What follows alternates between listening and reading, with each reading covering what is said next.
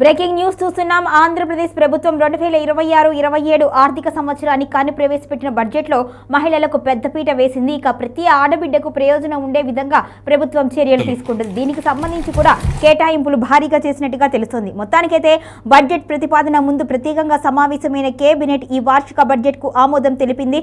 ఈసారి బడ్జెట్లో సంక్షేమానికి అధిక ప్రాధాన్యత ఇచ్చినట్లుగా తెలిపింది. ముఖ్యంగా మహిళలు, ఉద్యోగులకు అనుకూలమైన నిర్ణయాలు ఉంటాయని వెల్లడించింది. ఇక ప్రభుత్వ వర్గాల సమాచారం ప్రకారం సుమారు 3.48 లక్షల కోట్ల నుంచి 3.50 లక్షల కోట్ల మధ్య బడ్జెట్ పరిణామం ఉంది.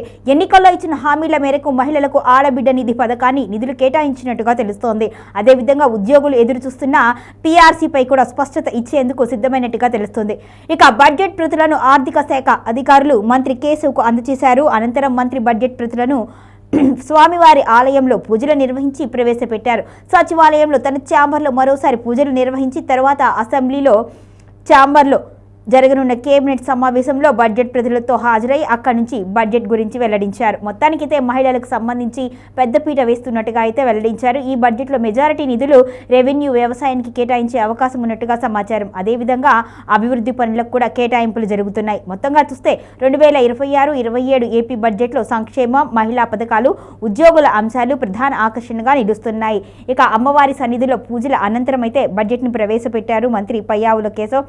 మొత్తంగా అయితే బడ్జెట్కి సంబంధించి ఆడబిడ్డ నిధి కింద అయితే ఇచ్చిన హామీ ప్రకారం, ఎన్నికల్లో ఇచ్చిన హామీ ప్రకారం నిధులు కేటాయింపుకు ప్రభుత్వం గ్రీన్ సిగ్నల్ ఇచ్చినట్టుగా తెలుస్తోంది. దీనికి సంబంధించే ప్రతి ఆడబిడ్డకు నెలకు 1500 రూపాయలు ఇవ్వాలి అని ఆమోదముద్ర వేసినట్టుగా తెలుస్తోంది.